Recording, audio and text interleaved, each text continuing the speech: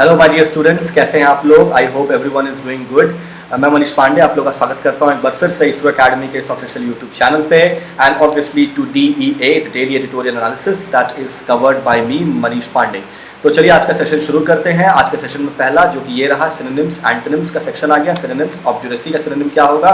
बुलहेड, adamant and inexorable. तो ये सारे वर्ड्स को याद रखिएगा जरूर से। Introspective, reflective, thoughtful, orchestrated, synthesize, integrate, arrange. Magnanimity, chivalry, philanthropy. Chivalry पढ़ते हैं इसको, चिवलरी मत पढ़ लीजिएगा। And disingenuous, mendacious, guileful and duplicitous. ठीक है, आगे बढ़ते हैं। एंटोनिम का सेक्शन आ गया। ऑब्जुरेसी का amenable, susceptible, submissive. Introspection, unthoughtful, जो कि कोई भी सोच न रखता हो। Orchestrated, disperse, divide and separate. Magnanimity, meanness, selfishness, ये सब एंटोनिम है। And disingenuous, naive, ingenious and frank. ठीक है, चलिए चलते हैं पिछले क्लास के जो क्वेश्चन पूछा है उसको। लेट्स असेस योरसेल्फ का पिछले क्लास का ये क्वेश्चन है। Fill in the blanks of the below mentioned sentence with the sentence provided in the options. Bank level लिखा है 5 ऑप्शंस हैं। Led to, leads to. तो हर को क्या करना पड़ेगा? फाइंड आउट करना पड़ेगा दोनों सूटेबल है कि नहीं। पहली चीज हम लोग क्या करते हैं, कोई भी एक उठाते हैं। जैसे मान लो यहाँ पे सीम्स लिखा है, यहाँ सीमिंग लिखा है, यहाँ सीम लिखा है, फिर यहाँ सीमिंग, फिर यहाँ सीम। तो 5 अलग अलग ऑप्शंस में 2 चीज कॉमन है, सीम और 2 बार सीम है, 2 बार सीमिंग, 1 बार सीम से। तो पता लगा लेते हैं कि क्या होना चाहिए एक्चुअली में। ठीक, सीमिंग टू हैव ऑब्वियसली गलत होगा। ठीक, तो सीमिंग टू हैव गलत होगा, सीमिंग टू हैव गलत होगा। तो क्या होना चाहिए? या तो सीम होगा या तो सीम्स होगा। अगर ये डिटरमाइन कर लूंगा तो पहला वाला मुझे आराम से मिल जाएगा। अब देखते हैं सीम्स और सीम में क्या डिफरेंस है। प्लूरल सिंगुलर का डिफरेंस है। अगर यहाँ पे देखते हैं इसका मेन सब्जेक्ट कौन है, मेन सब्जेक्ट कौन है? सिटीज है। सिटीज क्या है? प्लूरल है। ठीक, अगर सिटीज प्लूरल है तो हम लोग क्या लगाएंगे? Seem to have. ठीक है, तो और यहाँ पर भी है सीम टू हैव। तो यहाँ पर अब इन 2 में से कोई एक को डिसाइड करना पड़ेगा। तो इन दोनों में से कोई एक को देखते हैं कौन सा। या तो यहाँ पे लीड्स होगा या तो यहाँ पे क्या होगा? लीडिंग टू होगा। पहले वाले में लीडिंग टू अप्रोप्रिएट लग रहा है, तो होना क्या चाहिए? Also large cities that witnessed strained infrastructure due to a surge in cases leading to deaths seem to have passed the peak। ठीक, तो राइट ऑप्शन इज 5th। पूजा ने बहुत सही जवाब दिया, अन्नपूर्णा ने भी सही जवाब दिया। तो I congratulate both of you. चलिए आज के सवाल को अटेम्प्ट करिएगा। ये रहा आपका सवाल। 3 सवाल हैं, SSC लेवल के हैं और साथ साथ मतलब SSC क्या बैंकिंग लेवल भी आप उसको कवर कर सकते हो। अपने आप को स्ट्रॉन्ग करने में कोई बुराई नहीं है। तो ये क्वेश्चन है, स्क्रीनशॉट ले लीजिएगा या फिर इसको सॉल्व करके तुरंत कमेंट बॉक्स में पेस्ट करिए। चलिए आज का शुरू करते हैं सेशन। लिखा है सोबरिंग असेसमेंट। ठीक, सोबरिंग असेसमेंट।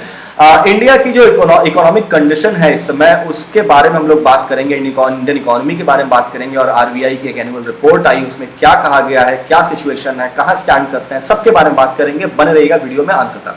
इंपॉर्टेंट वोकैबुलरीज की बात करें तो लिखा हुआ है लेफ्ट हैंड साइड में सोबरिंग। सोबरिंग का मतलब क्या हुआ? Creating a more serious, sensible और सोलेम मूड। मतलब कि ज्यादा सेंसिबल तरीके से हमें असेसमेंट करने की जरूरत है। असेसमेंट मतलब आकलन करने की जरूरत है। किस चीज का आकलन? हमारे जो मॉनेटरी पॉलिसी है, हमारी जो इकोनॉमी की कंडीशन है, उसका आकलन करने की जरूरत है। ठीक, सोबरिंग। आगे बढ़ते हैं। Excuse me.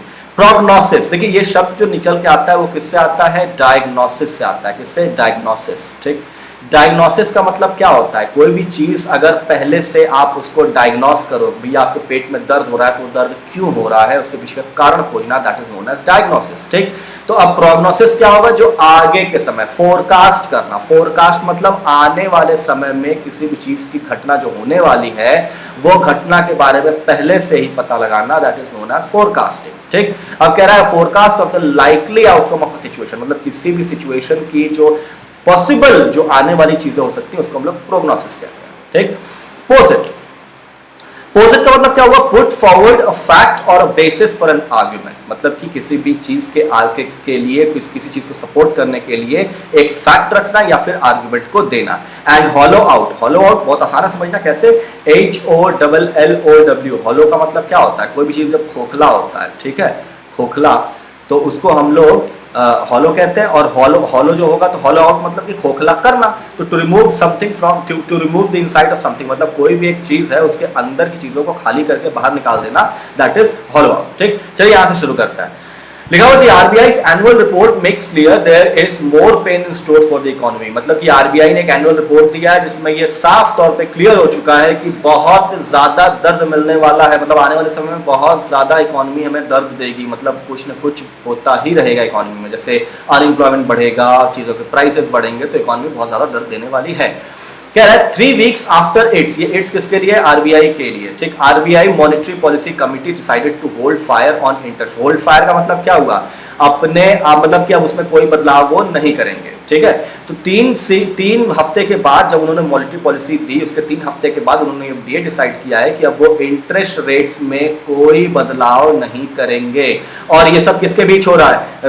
Accelerating retail inflation. Inflation का मतलब क्या होता है? मुद्रास्फीति हिंदी में कहते हैं, जहां पे दाम जब बढ़ता है और वो कैसा एक्सेलरेट हो रहा है, मतलब बहुत तेजी से भाग रहा है। रिटेल मतलब जो आम जो हम लोग खरीद फरोख्त करते हैं चीजों के दाम, मतलब हमारे मार्केट के जो दाम है वो बढ़ रहे हैं, ठीक। तो उस दौरान आरबीआई को जबकि एक्टिव होकर उनको कंट्रोल करना चाहिए, तो वो क्या कर रहा है? होल्ड फायर करेगा, मतलब अब उसमें कोई भी ऐसा बदलाव करने की फिराक में वो नहीं है, ठीक है।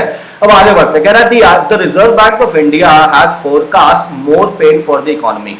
अब देखो फोरकास्ट, इंग्लिश की नॉलेज निकालते हैं। फोरकास्ट मतलब क्या होता है? FORE, मतलब पहले से ही पता लगाना, CAST की क्या होने वाला है। इसके ईडी फॉर्म नहीं लगता, ईडी फॉर्म एग्जिस्ट करता है लेकिन हम लोग जनरली बिना ईजी के ईडी वाले फॉर्म का इस्तेमाल करते हैं। सिर्फ कास्ट, फोरकास्ट, टेलीकास्ट, ब्रॉडकास्ट, इसमें ईडी फॉर्म्स नहीं लगाते हैं, तो याद रखिएगा इसको।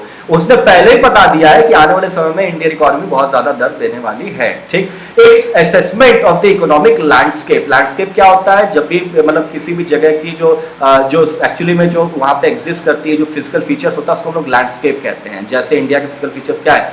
पहाड़ होते हैं, फिर उसके बाद नदियां हैं बह रही हैं, ठीक, तो उसको हम लोग लैंडस्केप कहते हैं। तो कह रहा है कि जो इकोनॉमी का जो लैंडस्केप है, मतलब उतार चढ़ाव जितनी भी चीजें हैं, वो economic landscape and it's prognosis, मतलब आने वाले समय में क्या होने वाला है, कब, नियर टर्म प्रोसेस, मतलब अभी के नजदीकी समय में क्या होने वाला है वो दिखाता है, मतलब दर्शाता है, पोजिट करता है। मतलब कि उसके लिए एक पोजिट का मतलब क्या हुआ? मतलब ये एक पुख्ता सबूत है, ठीक। क्या आरबीआई ने जो अपना रिव्यू दिया है उसका वो एक पुख्ता सबूत है किस चीज का? कि आने वाले समय में बहुत ही डिफिकल्ट टाइम आने वाला है, बहुत स्टार्क पिक्चर है। मतलब आने वाले समय में, मतलब दूर अगर मैं दृष्टि लगाऊं और दूर के समय को देखूं कि क्या होने वाला है, तो बहुत डिफिकल्ट टाइम्स आने वाले हैं, ठीक। अब कह रहा है उसमें किस किस चीज के ऊपर डिफिकल्ट टाइम्स आने वाले हैं वो भी देख लेते हैं। कह रहा है ऑफ डिमांड, ओके वेट, इसको मैं रेस कर लूं। अभी चलिए आगे बढ़ते हैं। कह रहा है of demand hollowed out by, मतलब कि क्या क्या चीजें होंगी, देखो प्रॉब्लम्स कैसे कैसे क्रिएट होगा, ठीक। प्रॉब्लम्स क्रिएट होगी ऐसे कि डिमांड्स हॉलो आउट हो जाएगा। मतलब कि अगर भाई इकोनॉमी कैसे चलेगा? जब उसमें डिमांड होगी। डिमांड मतलब कोई भी व्यक्ति खरीदेगा सामान तभी ना उसको सेलर से मतलब परचेजर से सेलर के पास पैसा जाएगा, फिर उसके बाद मैन्युफैक्चरर के पास जाएगा, फिर उससे टैक्स आएगा गवर्नमेंट के पास, सब कुछ तो उसी से जुड़ा हुआ है। तो कह रहा है कि डिमांड हॉलो हो जाएगी, मतलब खोखली हो जाएगी, इसमें कुछ नहीं जाएगा, डिमांड खत्म हो जाएगी। किस चीज से? बाय द सीवियर शॉक, मतलब कि जो खतरनाक सा हाई लेवल का जो शॉक लगा है, किस वजह से? पैंडेमिक की वजह से। किसको लगा है? टू प्राइवेट, आगे देखते हैं, तो प्राइवेट कंजम्पशन। प्राइवेट कंजम्पशन मतलब जो आम जनता जो खरीद फरोख्त कर रही थी अब वो बहुत कम कर चुकी है, तो प्राइवेट कंजम्पशन ऑलमोस्ट नील के बराबर हो चुका है, तो उससे शॉक लगा है। उसके बाद public finances strained by the imperative of funding mitigation measures. बहुत बढ़िया सेंटेंस है, इसको एक बार मैं एक्सप्लेन करूंगा, पहले यहां देख लेते हैं। इम्पेंडिंग का मतलब क्या हो गया? इम्पेंडिंग नहीं, इम्पेडिंग होगा, आई एम रियली सॉरी, ये गलत टाइप हो गया। Impending, be about to happen, मतलब कोई भी चीज जो होने वाली है आने वाले समय में उसको हम लोग इम्पेडिंग कहते हैं। एवर्जन, अ स्ट्रॉन्ग डिसलाइक और डिस्क्लिनेशन, ठीक, किसी भी चीज के खिलाफ बहुत ही डिसलाइक वाली फीलिंग रखना, that is aversion. Damping, make something less strong, ठीक। इंड्यूस्ड और ब्रिंग अबाउट, और मतलब कोई भी चीज अगर किसी चीज को जन्म देती है, किसी के कारण किसी चीज की घटना होती है, उसको हम लोग इंड्यूस्ड कहते हैं, ठीक। बोलते हैं ना कि रेन इंड्यूस्ड ट्रबल्स, तो रेन इंड्यूस्ड मतलब रेन द्वारा जो ट्रबल पैदा किया गया उसको, तो वो रेन इंड्यूस्ड ऐसे इस्तेमाल करेंगे, ठीक। कहने का मतलब ये है कि पब्लिक मतलब डिमांड खत्म हो गई है पब्लिक की, साथ साथ पब्लिक फाइनेंसेस। पब्लिक फाइनेंसेस का मतलब ये नहीं है कि सिर्फ आपके पास जो पैसा है, पब्लिक फाइनेंसेस का मतलब जो सरकार के पास पैसा है उसके पास ऑलरेडी बहुत दबाव है, स्ट्रेंड है। किस चीज की वजह से दबाव है? कि मिटिगेशन मेजर्स। मिटिगेशन का मतलब क्या होता है? किसी भी चीज के इफेक्ट में कमी लाने के लिए, ठीक। तो सरकार पैंडेमिक के असर में कमी लाने के लिए जो ऑलरेडी इतना सारा पैसा खर्च कर रही है, फंडिंग कर रही है, ठीक, उससे उसके जो फाइनेंस है उसके ऊपर ऑलरेडी बहुत ज्यादा असर है, ठीक। फिर कह रहा है अनीमिक एपेटाइट। देखिए बोलने का तरीका क्या है, अनीमिया में क्या होता है, लॉस ऑफ एपेटाइट होता है। एपेटाइट मतलब भूख लगने की जो क्षमता होती है, भूख लगने की जो फ्रीक्वेंसी होती है वो कम हो जाती है, धीरे धीरे भूख लगना कम हो जाती है। तो वहां वही कह रहा है कि पेट भरने से रिलेटेड रिलेशन में है। कह रहा है anaemic apatite for investment among corporates, मतलब कि कॉर्पोरेट्स जो कि हमेशा तैयार रहते थे, भूखे रहते थे किस काम को करने के लिए, इन्वेस्टमेंट करने के लिए, अब वो भी पीछे हटते दिखाई दे रहे हैं। तो मतलब कोई भी रास्ता नहीं दिख रहा है जिससे इकोनॉमी को वापस पटरी पे लाया जा सके। और क्या कह रहा है, and credit flow impeding risk aversion among bankers, ठीक। अब क्या कह रहा है कि अब क्रेडिट फ्लो इंपेडिंग, मतलब कि अगर बैंकर्स की बात कर रहा है कि अगर बैंकर्स क्रेडिट देते हैं, मतलब कि मार्केट में ज्यादा लोन दे देते हैं, क्रेडिट को फ्लो कर देते हैं, तो उसका इंपेडिंग मतलब उसका असर क्या होगा, रिस्क होगा। और वो रिस्क को डिसलाइक कर रहे हैं कौन, बैंकर्स। मतलब कि बैंकर्स जितने भी बैंक वाले हैं, बड़े बड़े मैनेजर्स उनके, वो लोग अब इस चीज से को अवॉइड कर रहे हैं क्योंकि अब रिस्क फैक्टर बढ़ता जा रहा है, कब, क्रेडिट के केसेस में। फिर कह रहा है to name but a few, इसका मतलब क्या हुआ कि मतलब बहुत सारे फैक्टर्स हैं जो इकोनॉमी को अफेक्ट करेंगे, लेकिन उन सब में से सिर्फ इन फैक्टर्स को यहां लिखा हुआ है, इसलिए कह रहा है कि मतलब है तो बहुत सारे, लेकिन मैं नेम मतलब कि उनको लिख सिर्फ कुछ ही को रहा हूं, ठीक। अब आगे बढ़ते हैं। The COVID-19 induced economic contraction that manifested itself in the fiscal first quarter is now almost certain to extend through the July-September period। यहीं पे रोक देता है, ठीक। कह रहा है कि जो कोविड-19 के वजह से मतलब इंड्यूस किया, जिसने क्या, इकोनॉमिक कॉन्ट्रैक्शन मतलब सिकुड़ना, मतलब इकोनॉमी जब सिकुड़ना शुरू हो गई, ठीक। और दैट मैनिफेस्ट का मतलब होता है शो करना, दिखाना, कोई भी चीज दिखा रही है, तो वो क्या दिखा रहा है, जो कि अपने असर को दिखा दिया किसमें, फर्स्ट फिस्कल क्वार्टर, मतलब कि जो जनवरी से और जो फिस्कल क्वार्टर था जो शुरू हुआ, उसी में कोविड-19 पैंडेमिक ने अपना असर दिखाना शुरू कर दिया था, किसके ऊपर, इकोनॉमी के ऊपर। और अब ये 100% श्योर हो चुका है, सर्टेन हो चुका है कि वो एक्सटेंड करेगा, मतलब आगे बढ़ेगा, कहां तक, जुलाई सितंबर पीरियड के, मतलब जो भी पीरियड चल रहा है इसको भी इकोनॉमी को खा ही जाएगा ये पैंडेमिक सिचुएशन, ठीक है। अब आगे बढ़ते हैं। The RBI said in its annual report, ऐसा किसने कहा, एनुअल रिपोर्ट में RBI ने कहा, ठीक। आगे बढ़ते हैं। ऑब्जर्विंग दैट द रीइम्पोजिशन और स्ट्रिक्टर इम्पोजिशन ऑफ लॉकडाउन्स, उन्होंने ऑब्जर्व किया, मतलब इस बात को देखा और तवज्जो किया, क्या किया कि भैया अगर रीइम्पोजिशन होता है, मतलब कि लॉकडाउन को जितना ज्यादा बढ़ाया जाएगा और जितना स्ट्रिक्ट तरीके से बढ़ाया जाएगा, in different parts of the country in July and August had mainly contributed to damping the tentative revival in momentum seen in the preceding 2 months। देखो सेंटेंस को एक साथ लेकर के चलते हैं। क्या कह रहा है कि मतलब कि पूरे इंडिया में अलग अलग जगह कहीं स्ट्रिक्ट लॉकडाउन लग रहा है या कहीं पर बार बार लॉकडाउन लग रहा है। उसके वजह से क्या हो रहा है, different parts of the country में लग रहा है, किस मंथ में, जुलाई और अगस्त में।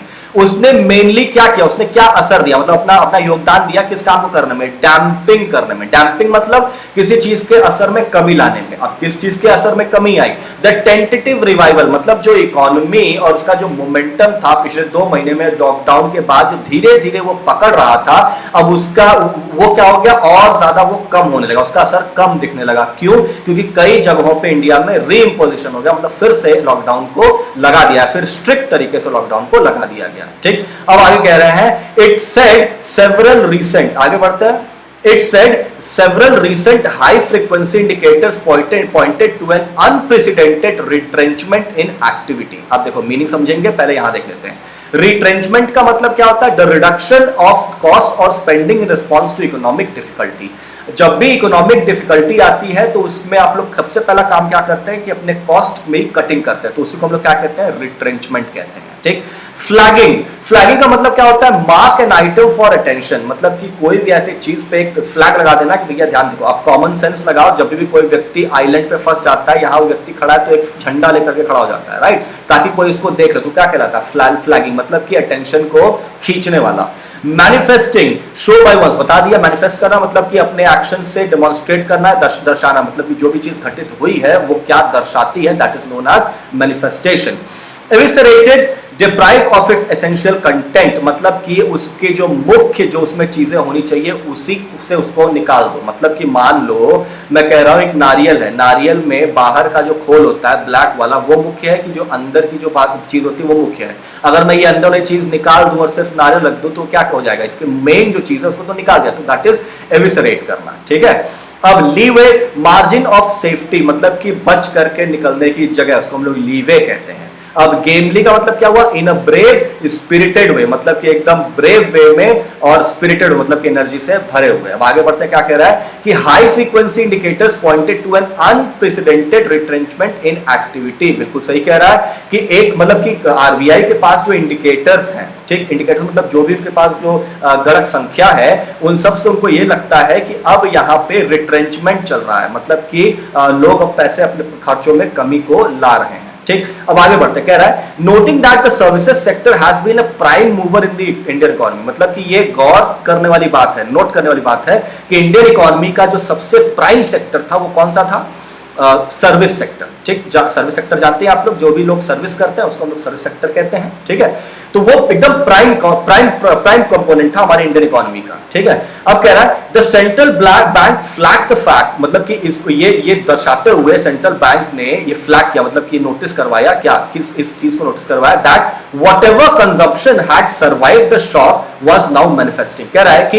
एक ही सेक्टर ऐसा बचा था जिसमें शॉक, मतलब जो शॉक को सह पाया था या जिसमें शॉक सह पाने की शक्ति बची हुई थी। ठीक, अब जो कि बचा हुआ था, had survived the shock was now manifesting, वो अब दिखा रहा था, क्या दिखा रहा था, as essential spending with services including transport and hospitality almost completely eviscerated. ठीक, अब यहां तक इस सेंटेंस को रोक देते हैं। ठीक, यहां तक रोक देते हैं। ठीक, कह रहा है कि उसने शॉक को सरवाइव कर लिया था और अब वो शो कर रहा था। ठीक, वो क्या शो कर रहा है कि अब सर्विसेज सेक्टर में, जिसमें कि खासकर सबसे ज्यादा क्या था, ट्रांसपोर्ट और हॉस्पिटैलिटी, मतलब कि सर्विसेज सेक्टर में भी दो सेक्टर सबसे ज्यादा थे। ठीक, वो ही अब गायब हो गए, मतलब वहां पे अब कोई काम ही नहीं हो रहा। हॉस्पिटैलिटी मतलब जैसे होटल इंडस्ट्री है, आप घूमने जाते हो, हॉस्पिटैलिटी होती है, तो वो भी तो सर्विस सेक्टर में आता है। तो हॉस्पिटैलिटी एकदम खत्म हो गई है, घूमना फिरना सब बंद हो गया है, और जब घूमना फिरना बंद हो गया तो ट्रांसपोर्ट कैसे चलेगा, लोग जाएंगे तभी ना चलेगा। तो वो कह रहा है वो टोटली एविसरेट हो गया। एविसरेट की मीनिंग क्या बताया, एकदम टोटली अपने जो कंटेंट था उससे गायब कर दिया। ये पूरा का पूरा आपका सर्विस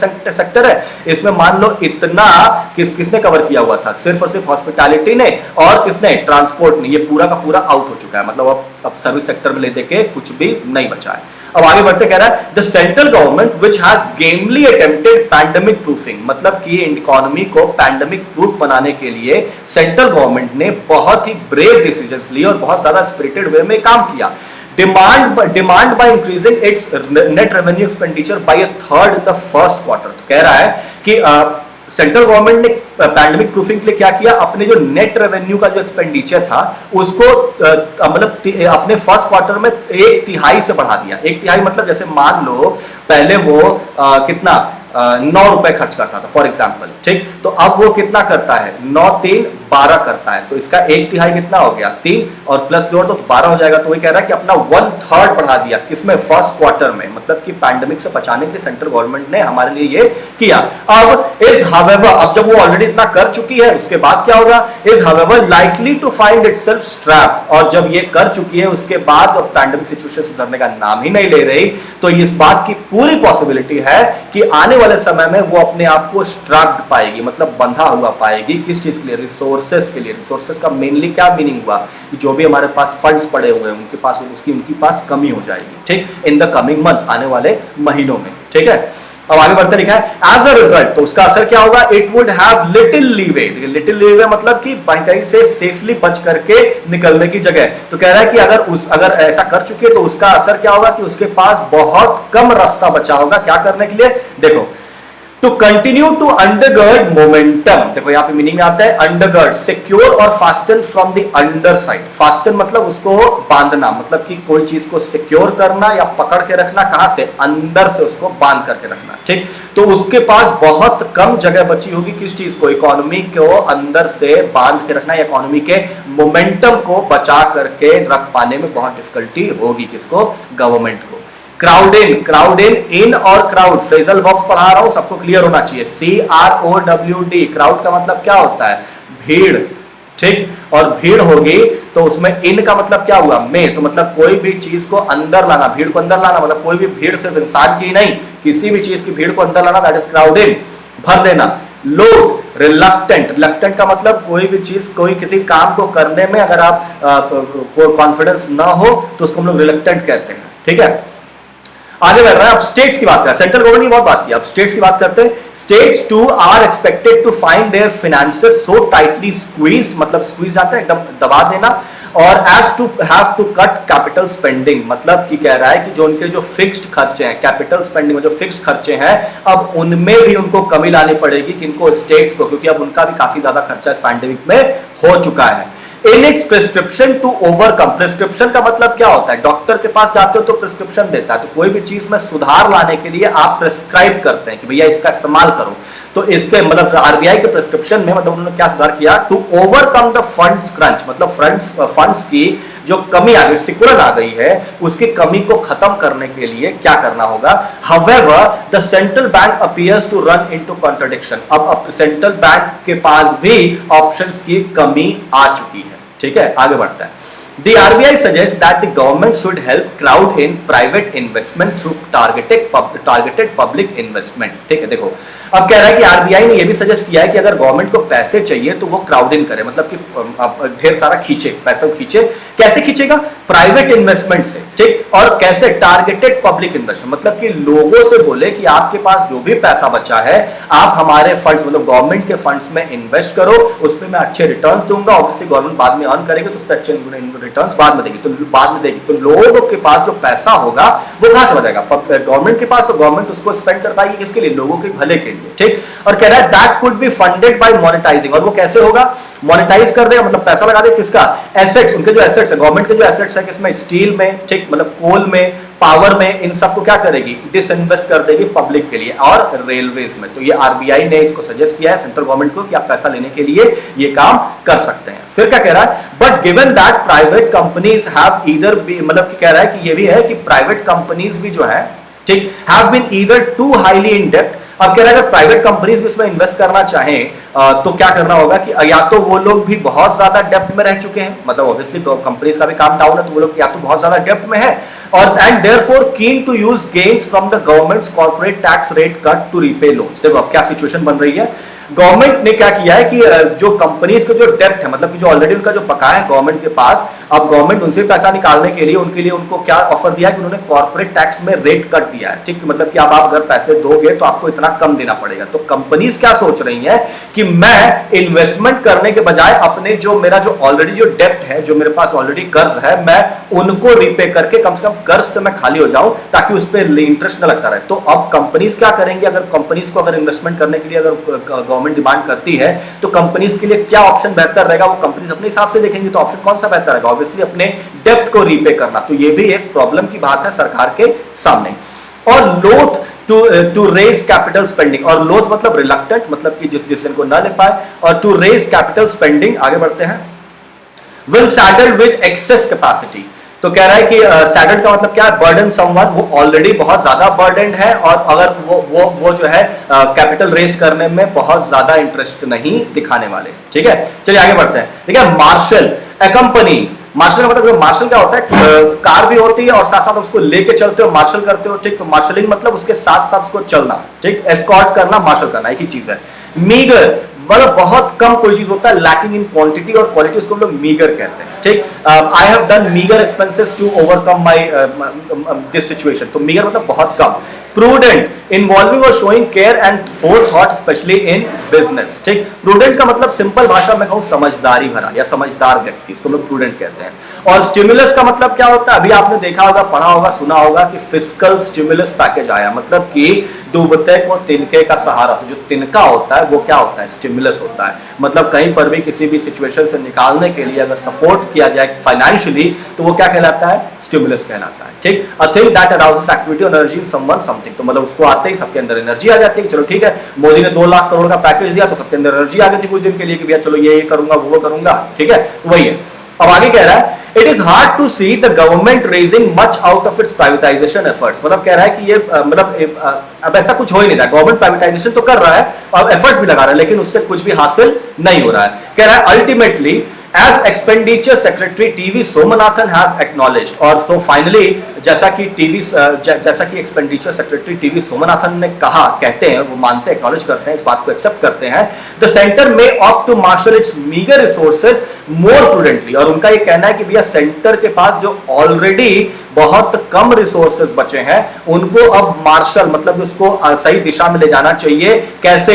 मोर प्रूडेंटली। प्रूडेंटली मतलब समझदारी से नहीं, और ज्यादा समझदारी से, और वेट करना चाहिए for the curve of infections to start flattening. कि जो इन्फेक्शंस यानी कोविड-19 का जो कर्व है वो अब जब ऊपर की तरफ जा रहा है तो अब धीरे धीरे क्या हो जाए? फ्लैटनिंग हो जाए। मतलब कि जो रिसोर्सेज बचे हैं उनको एकदम समझदारी से खर्च करो और इंतजार करो कि जो इन्फेक्शंस का जो कर्व है वो धीरे धीरे ऐसे होकर के सीधे फ्लैट हो जाए। ठीक, before committing to any further stimulus spending. Government ने ऑलरेडी बहुत ज्यादा स्टिमुलस स्पेंडिंग दे दिया है, मतलब बहुत ज्यादा उबारने वाला पैकेज दे चुके हैं, और अब कोई पैकेज गवर्नमेंट को नहीं देना चाहिए, वरना गवर्नमेंट खुद खतरे में आ सकती है। ठीक, अब कह रहा है revival will ensure only once consumers regain confidence to go out and spend. कह रहा है कि रिवाइवल मतलब कि इकोनॉमी वापस से अपने ट्रैक पे तभी आएगी जब कस्टमर्स बाहर जाना शुरू करेंगे और उनके अंदर कॉन्फिडेंस आ जाएगा क्या करने का? बाहर जाने का और खर्च करने का। सब कुछ तो कस्टमर से जुड़ा हुआ, सारी कंपनी तो कस्टमर से जुड़ी हुई है। तो बाहर जाकर के कस्टमर्स में कॉन्फिडेंस आ जाएगा उसको खर्च करने का, तभी वो इकोनॉमी फिर से रिवाइवल पे आएगी। और वो कब हो सकता है? जब हमारे पास जो हमारा जो कोविड-19 पैंडेमिक का जो कर्व है वो क्या हो जाए? फ्लैट हो जाए। And that as of now seems a fair distance. और दैट किसके लिए है? उसी फ्लैटनिंग के लिए कि जो ये आकाम है अब ये काफी दूर दिखता है, मतलब अभी भी काफी दूर है, अभी भी बहुत नजदीक नहीं है। हाल फिलहाल में कोई डेवलपमेंट या कोई अच्छी बात तो होती नजर नहीं आ रही। ठीक है, तो ये आज का एडिटोरियल एनालिसिस था किस चीज का? हमारे इकोनॉमी का। और फिर अब हम लोग जल्दी ही यानी कि कल फिर से मिलेंगे हमारे नेक्स्ट एडिटोरियल सेशन में। मैं बार बार कह रहा हूं क्वेश्चन को अटेम्प्ट किया करिए, ऐसे आपकी नॉलेज ही बढ़ेगी, इंफॉर्मेशन बढ़ेगा। और साथ साथ मैं जल्दी आप लोगों के लिए लाइव भी आऊंगा, तो उसके लिए भी एगरली वेट करिएगा, जल्दी उसकी अनाउंसमेंट होगी। And till then take care, bye bye, meet you all tomorrow and जय हिंद।